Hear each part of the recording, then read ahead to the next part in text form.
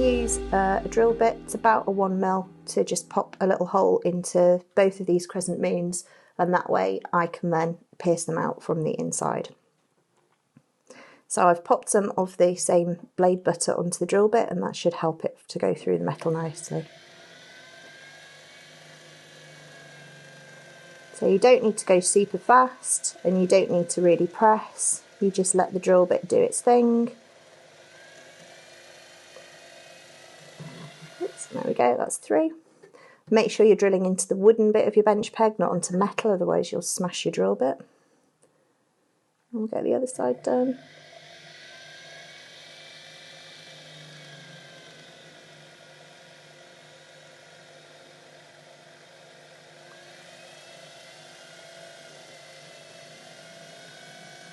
And there we go, that's 3. Okay. So I'm going to thread the pendant onto my saw blade. So I'm just going to thread this into here, make sure I've got the pattern facing upwards so I can see what I'm piercing through. I'm going to push this all the way to the top of the blade, and then I'm just going to tighten the saw blade.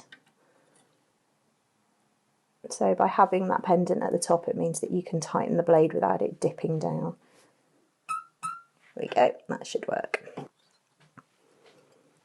Back onto the bench pen, and then we'll get these cut out.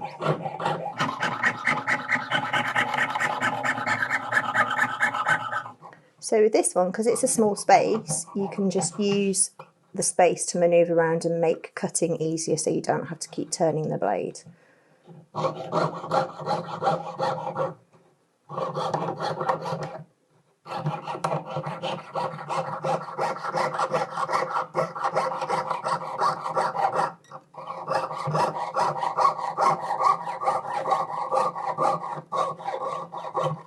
That's one bit done.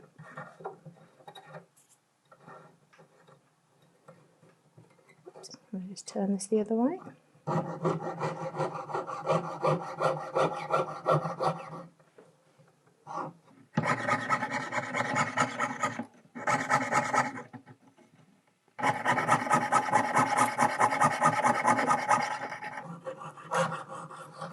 come back and go from this side.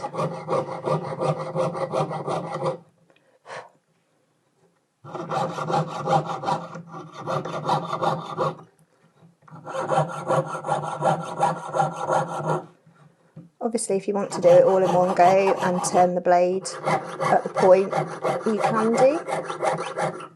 There's never just one way of doing something. And anything that safely gets you to the end result is the right way of doing it.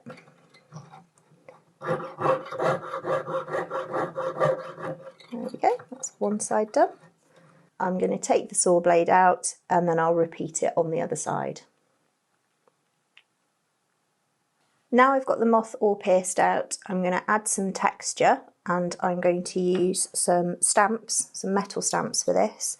So I've got some star stamps, I'll try and get those around so you can see them. Okay, so I've got some little star stamps here. These are handmade stamps. I get these from a very small maker over in America called Pragmatic Artisan, and she actually hand carves all of these stamps, and they're lovely. Really, really easy to make a mark with. So I'm just going to use these 2 different types of stars, and we're going to apply these to the moth. I've put the silver onto a steel block just so that we don't get any resistance when we're stamping. I've taken the sticker off. The little printer stickers that I use peel off really easily, so you don't normally get a residue. But if you've used something else like paper or glue or anything like that, you can either peel them off, and if there's any residue left over, you can normally just kind of roll that off with your fingers, or you can use a little bit of acetone to take that off. Alternatively, you can actually just burn the sticker off using your hand torch. You don't need to get it up to much temperature, you're not going to alter the surface of the silver, and it will just literally burn away, and you should have a nice clean surface. You'll probably need to pickle it afterwards just to get rid of the oxides. So what we'll do is get some of these textures on. Remember from the picture of the moth that it had got a lot of stars around it. So we just use those stamps to apply that pattern.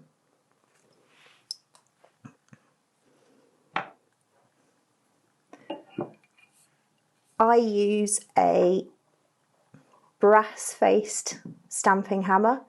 The reason I use brass is because it doesn't bounce as much on the end of the stamp, and you're less likely to chip bits off the end of the stamp. If you use a steel hammer on a steel stamp, you can start to chip your stamp, or you can start to just damage the stamping face of it. So it's always better to use a brass hammer. And this one is about a 1 pound hammer, so you get a decent weight behind it.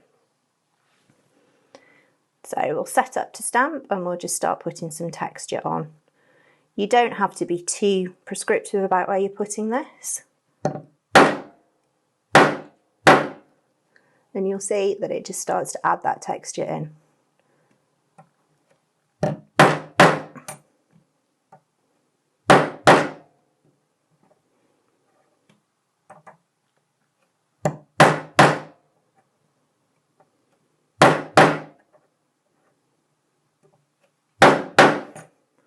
So I'll put the small ones in first.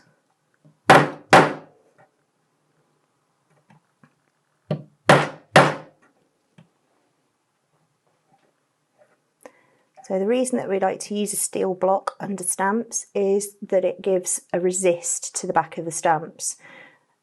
And the other reason that you use a decent weight hammer is because if you use a lighter one, you'll tend to have to stamp more times, and then you risk getting double stamps or slight shadowing.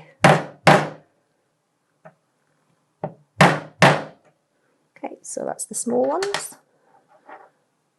I'll pull them back onto the block, and I'm just going to use a slightly bigger stamp, slightly bigger star, and we'll just apply those in exactly the same way.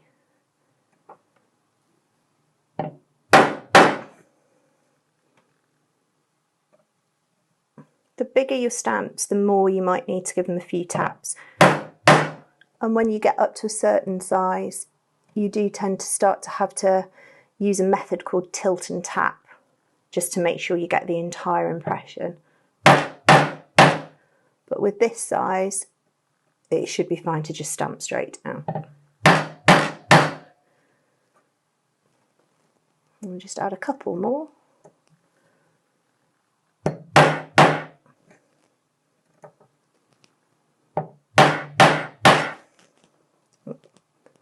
One more over this side to fill in a little gap.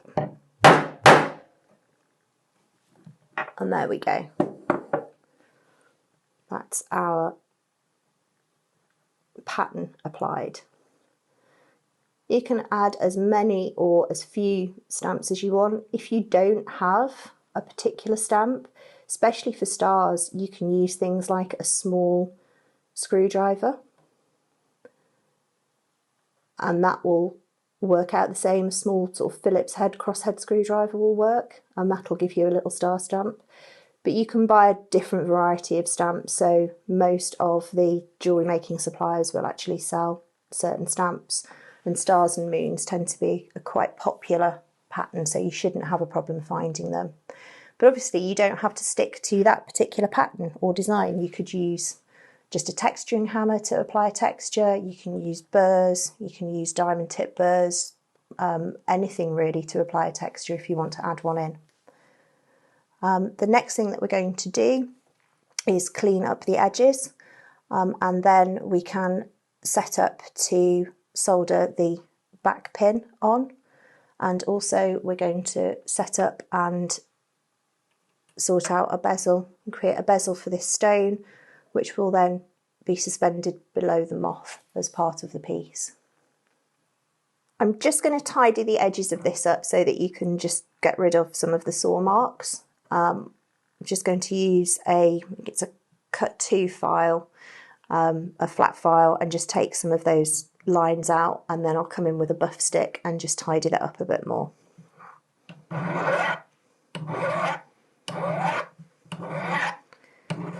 So you can see almost straight away that it's starting to take out the actual saw marks. You can see the different texture of the metal there. I'm just bracing this against my bench pin so that I can use almost the full length of the file. Just turn round.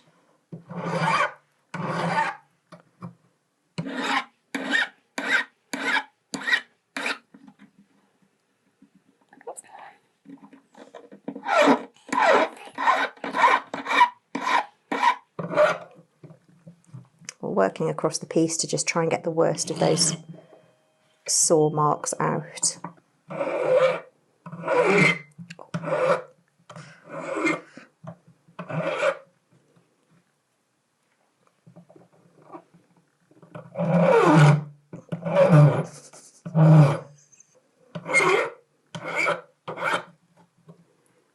Okay, that's a bit better. So let's remove the worst of the saw marks from the top. So I'm just going to come in with a emery stick and just clean that up a little bit more.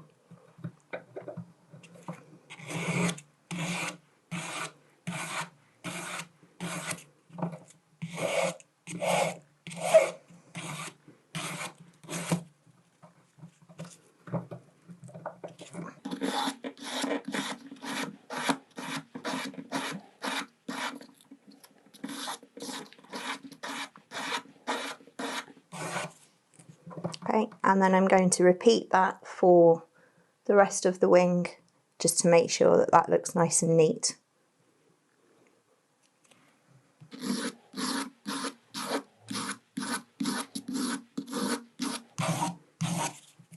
After I finish this, I'm going to clean the back up a little bit because you can see that that's where the stamps have shown through from the front. So as nice as a polka dot pattern is, we probably don't want that on the back of the piece. So I'll clean that up with some emery.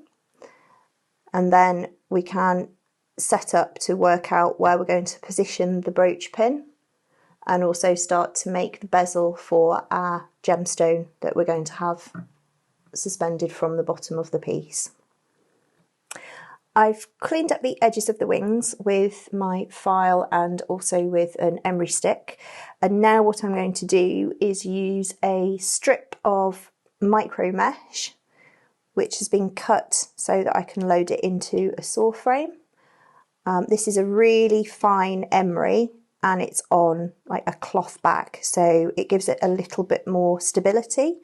It's just easier to load into a saw frame than the paper-backed emery paper.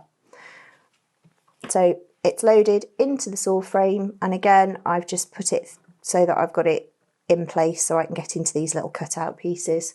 You can use needle files or escapement files to get into here, but using something like this on a saw frame is just a little bit easier. You just use the same motion as you would when you're sawing. You can see it just takes a little bit of the edge off.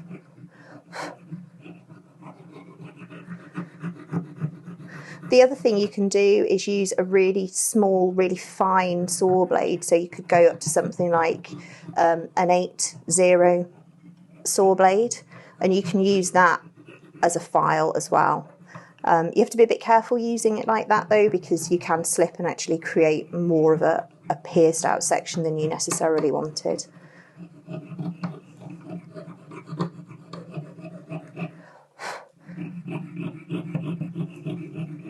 So I've done this side and that should make it nice and tidy inside, and I'm going to repeat that on the other side. Now I've got the wings and the front and the back started to clean those up, we can move on and make the bezel for the stone. This is a 10mm rose top labradorite, so I'm going to use that, and eventually that will be suspended below the butterfly.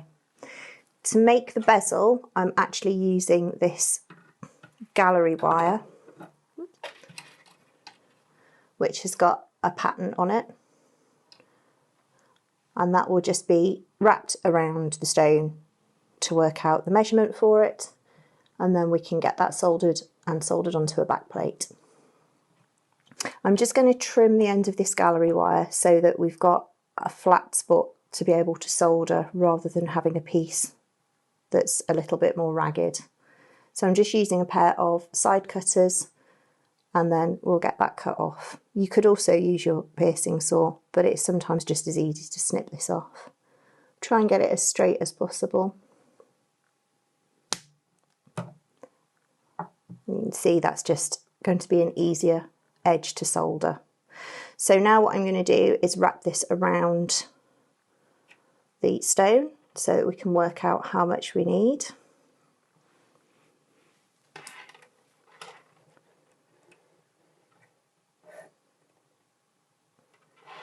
You can always measure and use the same formula that you would to make a ring for making a round bezel. So that would be the diameter of your stone plus the thickness of your bezel wire, and then you multiply that by 3.14, and that will give you the length that you need to cut. That's really useful to do on a smaller stone. Because this is slightly bigger, you can actually hold it together, which is quite handy. And luckily, this is going to join up really nicely, so you can see that it's overlapping. So what I'm going to do is cut just at this point here, and then we should be able to solder that together. So just remember which one it was. I'm reversing the way that I'm using my cutters so that I get a flat side on this side as well.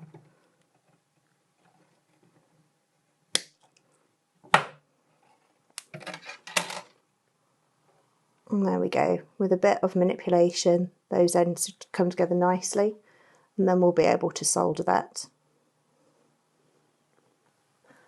I've put my bezel onto my solder block, and I'm going to use hard solder with this. So I'm just going to pop a little chip of solder onto the block, and then I'm going to balance my piece on top of the solder so that it's underneath the solder seam. This is just the easiest way that I've found to solder into small seams, and also for rings and things, it's easier to balance the ring onto the solder chip than the other way around. I'm just going to gently heat the piece, and then I'm going to come in and use spray flux, which is slightly different to your normal flux that you would use. So instead of painting it on, you actually spray it onto the piece. And this is Pepe Tools Bench Basics Smart Flux. And there you go, the solder flowed lovely.